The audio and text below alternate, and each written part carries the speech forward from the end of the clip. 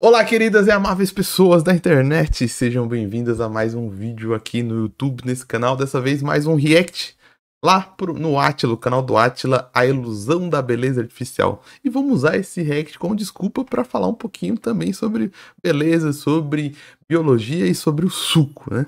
Todo mundo já ouviu essa palavra ou falada por Rodrigo Góes. Você ama o suco, você quer fazer amor com o suco vicia. Vamos lá pro Chip da react. beleza, suco, reposição hormonal, tudo isso tá em alta. Ó, viu? Mas e se Teve até um fake nerd de fundo ali. eu disser que essa moda de usar aplicações de hormônios para ficar em forma, para conseguir virilidade ou mais juventude tem mais de 120 anos?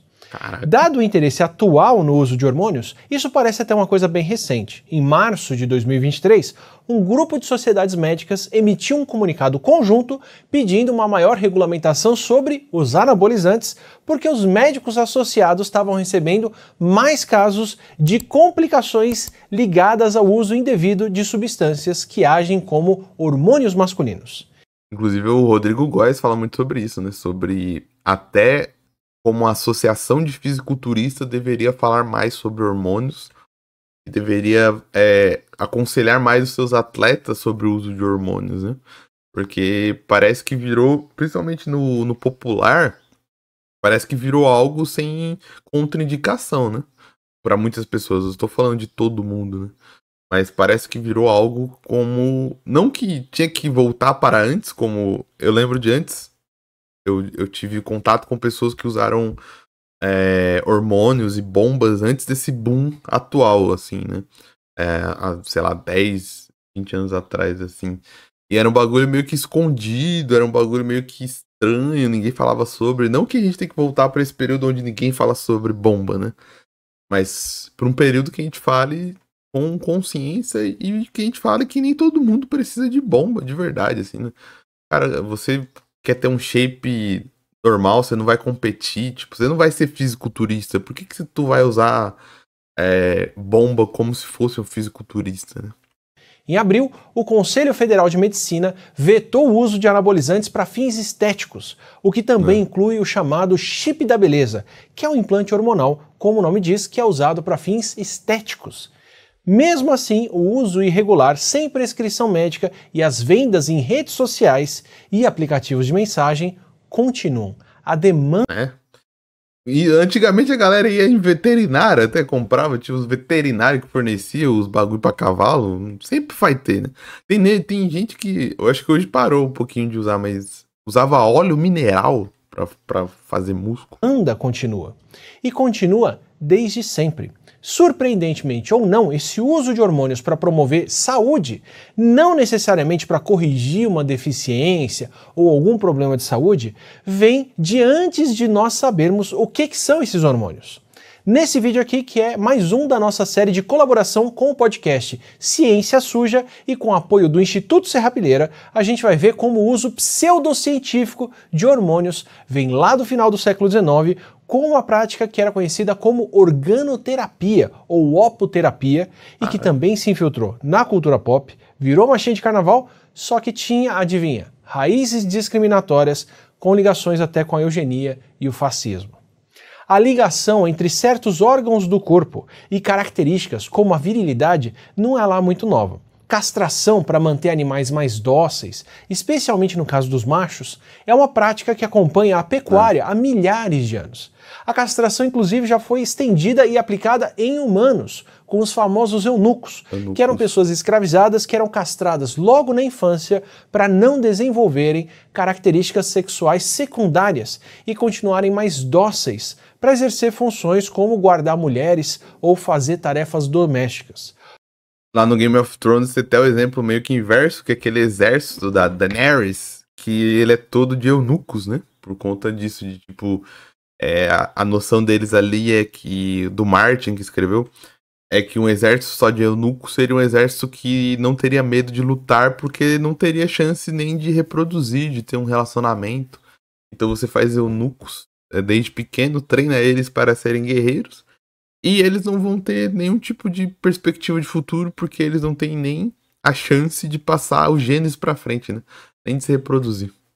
ou até para manter a voz dessas pessoas mais fina, no caso de cantores, quando mulheres eram proibidas de cantar nos castrati italianos. Se tirar testículos impedir alguém de desenvolver características masculinas, talvez implantar testículos reforçasse ou rejuvenescesse a virilidade. Se um é pouco e dois é bom, talvez três não fosse demais. Daí a mistura entre órgãos, hormônios e juventude. A busca pela fonte Alguém colocou 3 testículos? Não é possível. da juventude eterna sempre foi tema de livro, filme e, claro, de muita pesquisa. E a organoterapia, segundo o historiador Rodrigo Lima da Fiocruz, que escreveu uma tese sobre o assunto, também surgiu mais ou menos desse tipo de busca. Em 1889, o cientista francês Charles-Édouard Brown-Séquard anunciou na Academia Nacional de Medicina de Paris que há algum tempo já vinha aplicando em si mesmo extratos que preparava à base de testículos de cachorros e de porquinhos da Índia. Ele alegava ter ganhado criatividade, virilidade, disposição e uma enorme sensação de bem-estar. Cachorro e porquinho da Índia, meu parceiro. A galera, os cientistas de antigamente, eles não batiam bem não, parceiro. Aos 72 anos de idade. Aplicar em si mesmo, não que devia aplicar no outro, mas pô, o cara aplicava nele mesmo. Segundo ele, esses extratos eram show de bola. Nessa época, o conceito de hormônio, que é uma substância produzida em uma glândula do corpo para agir em outra parte dele, ainda não estava muito bem estabelecido. O nome, hormônio, inclusive, só foi ser usado no comecinho do século XX pelo fisiologista inglês Ernest Starling. E nessa época também vinha ganhando força a ideia de que a biologia determina de tudo em relação às nossas faculdades mentais e físicas também, que é o determinismo biológico. Determinismo. Teve quem achou que não era muito boa essa ideia do Brown-Séquard de ter testado o método dele nele mesmo para depois fazer propaganda. Tem um viés um tanto óbvio aí, né? Que é quando um pesquisador desenvolve uma técnica, aplica nele mesmo e ele relata quais são os efeitos positivos que ele mesmo percebeu e registrou como positivos. Só que o fato é que logo ali começa essa base da opoterapia, que é usar extratos de órgãos, muitos de animais, para tratar supostos problemas de saúde. E haja extrato. Tinha pó de hipófise de boi para cheirar, suco de ovário de porquinho da Índia para injetar na veia, muita coisa esquisita. O Brown... Eu sei que a bancada dá risada, pô, a gente tá aqui no futuro, mas pô, ninguém percebeu naquela época que não era uma boa ideia cheirar um pó de testículo de sei lá o que, mano. Séquard publicou as suas ideias na revista The Lancet e, segundo um outro levantamento que ele mesmo fez 10 anos depois, ele contabilizou 12 mil médicos pelo mundo que exerciam essa ciência da organoterapia.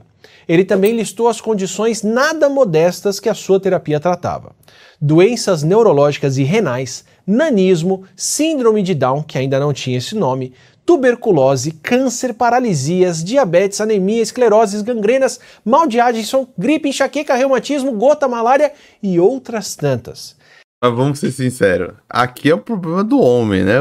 Esses 12 mil médicos, com certeza eles não estavam tentando essas doenças aí. É a questão da virilidade. Vamos ser sinceros, os caras caíram nessa de não, eu quero ser mais viril, eu quero ser homem.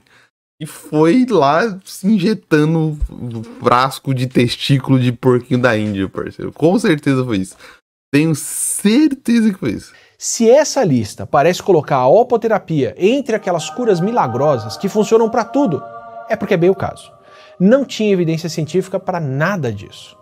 Além do pouco entendimento sobre hormônios, nessa época pré-transplante, a gente não tinha o entendimento de imunidade suficiente para entender o que faz um transplante de órgãos entre as pessoas sofrer rejeição ou dar certo. Quem dirá um órgão vindo de outra espécie? E mesmo no caso dos tratamentos com extratos ingeridos ou injetados e não o órgão em si, quem testava o método não padronizava direito a concentração dos extratos de tecidos dos animais. Em alguns casos bem específicos, e olhe lá, a técnica até parecia trazer algum efeito positivo e transitório. Por exemplo, extratos de tireoide poderiam, às vezes, quem sabe, ajudar a melhorar quadros de cretinismo em crianças.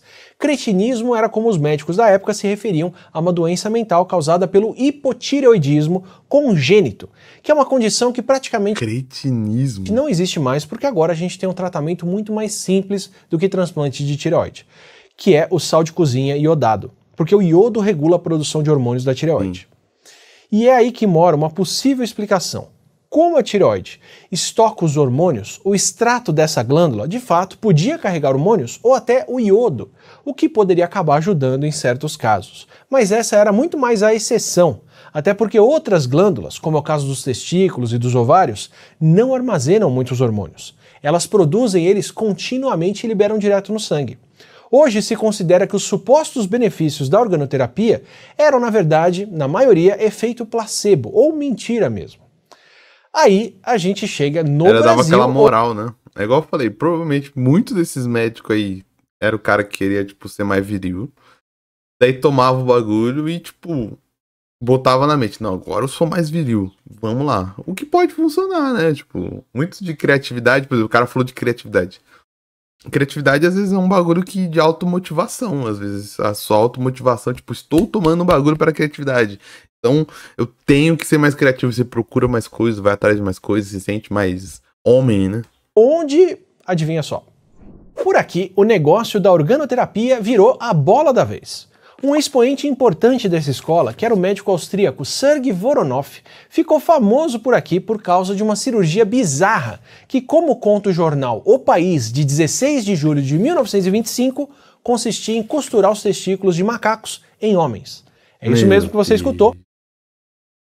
Ele e o seu irmão retiravam os testículos de um macaco e costuravam em alguém para garantir um efeito mais duradouro nessa pessoa.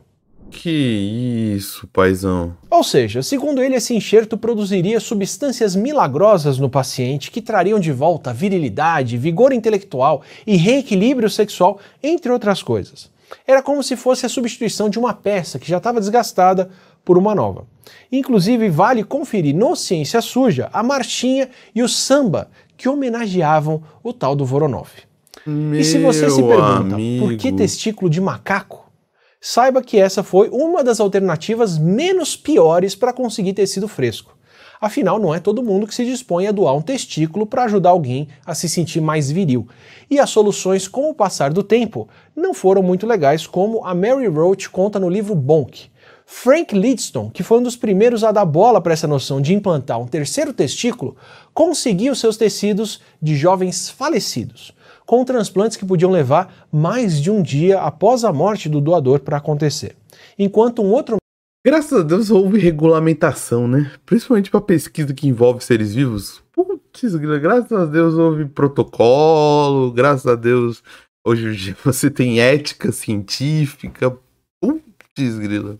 Médico do país. Eu fico imaginando o quanto de bizarrice tem perdida. Tipo, de bizarrice que não foi publicada, provavelmente. De bizarrice de cientistas que não eram famosos. De cientistas de países menores, sei lá, que não tiveram tanta visibilidade. Eu fico imaginando o tanto de bizarrice que tem perdida na história da ciência, porque com certeza tem, porque o número de cientistas devia ser... A gente conhece os cientistas que fazem coisas que são chamativas, porque são importantes, ou porque foram noticiadas, como, por exemplo, o cara desse jornal O País aí. Mas o tanto de gente que devia passar anônima fazendo as suas paradas bizarras, me dá até um pouquinho de medo no coração, de tipo, o quanto de loucura nego não fez por aí. E nem tô querendo entrar numa conspiração de que seitas e tudo mais. Não, tô falando de cientista que fazia, por exemplo, experimento consigo mesmo, tá ligado? O tanto de cientista que não aplicou coisa bizarra em si mesmo e a gente não sabe, tá ligado? Leo Stanley resolveu trabalhar com órgãos de presos recém-executados. Nossa. Essa saída, aliás, traz uma outra tendência que também se repetiu aqui no Brasil, como mostra a atuação de quem deve ser o principal expoente da alpoterapia, que é o médico legista Leonídio Ribeiro, que comandou o Laboratório de Antropologia Criminal da Polícia Civil do Rio de Janeiro na década de 1930. Para o Leonídio, os homossexuais eram enfermos sexuais e a opoterapia era um jeito de corrigir esse defeito.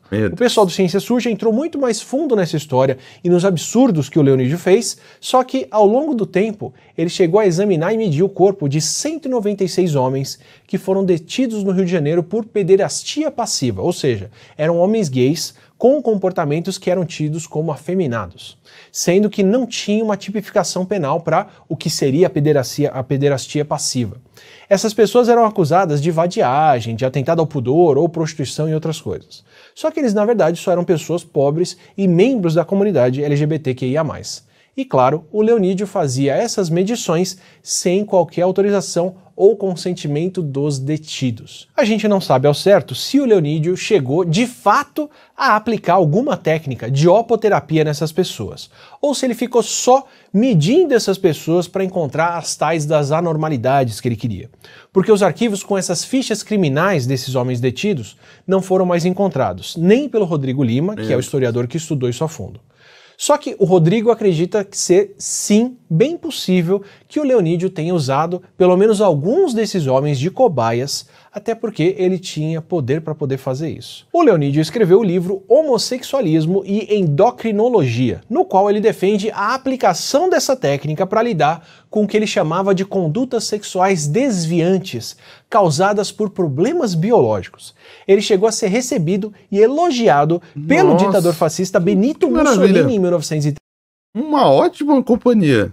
Caraca, perfeito. Quem é recebido com alegria pelo Mussolini deve ser uma ótima pessoa. 35, que expressou satisfação em saber como um professor brasileiro continuava no seu país as tradições da ciência italiana. Lembrando que o Cesare Lombroso, que promovia uma tese determinista, que os criminosos tinham traços físicos que podiam ser medidos, era da Itália, e claro, quase todos os traços físicos que ele relacionou à criminalidade estão presentes em populações negras que eram acompanhadas aqui. E é por isso que... A ciência sempre é maravilhosa. Daí quando se critica alguns aspectos da ciência, a galera que é mais... que gosta de ciência fica meio puta às vezes, né? Mas, pô, você tem muito background pra criticar a evolução da ciência, a história da ciência, e principalmente essa questão, esse ideal de ciência com neutralidade, sabe? Eu sei que é chato ficar sempre falando isso, mas, mano, a ciência nunca foi neutra, nem nunca será neutra, tá ligado? Que a opoterapia pode sim ser considerada uma prática eugenista no contexto que ela foi feita. Uma pseudociência conduzida de um jeito bem rudimentar e bem tosco, partindo de pressupostos preconceituosos e com o objetivo de corroborar e justificar crenças pré-estabelecidas. Vale lembrar que o momento que a gente está falando justifica todo o sucesso dessas ideias. Na época, a Alemanha nazista estava em ascensão, os Estados Unidos e outros países, inclusive o Brasil, estavam promovendo e aprovando uma série de leis eugênicas. O próprio Liston, que começou com transplantes escrotais a partir de falecidos, escreveu que negros cometiam crimes por conta da sua ancestralidade não civilizada e que deveriam ser castrados para não caírem mais em tentação. Tá vendo como tudo se mistura? E aí, experimentos nesse tipo de condições não são exclusividade do passado. Em pleno 2023, pessoas encarceradas nos Estados Unidos ganharam processo por terem recebido ivermectina para tratar Covid sem consentimento. E o pior, o médico que fez essa experimentação em cadeias prescreveu doses para essas pessoas até 6 vezes maiores do que as doses que ele prescrevia para os clientes de clínicas particulares. Apesar de alguns bons usos possíveis das terapias hormonais e dos próprios anabolizantes, que são tratamentos válidos em muitos casos, como perda... É por isso que tem uma crítica, cara, a um projeto que está tentando entrar no Brasil político também, que é privatização de presídios.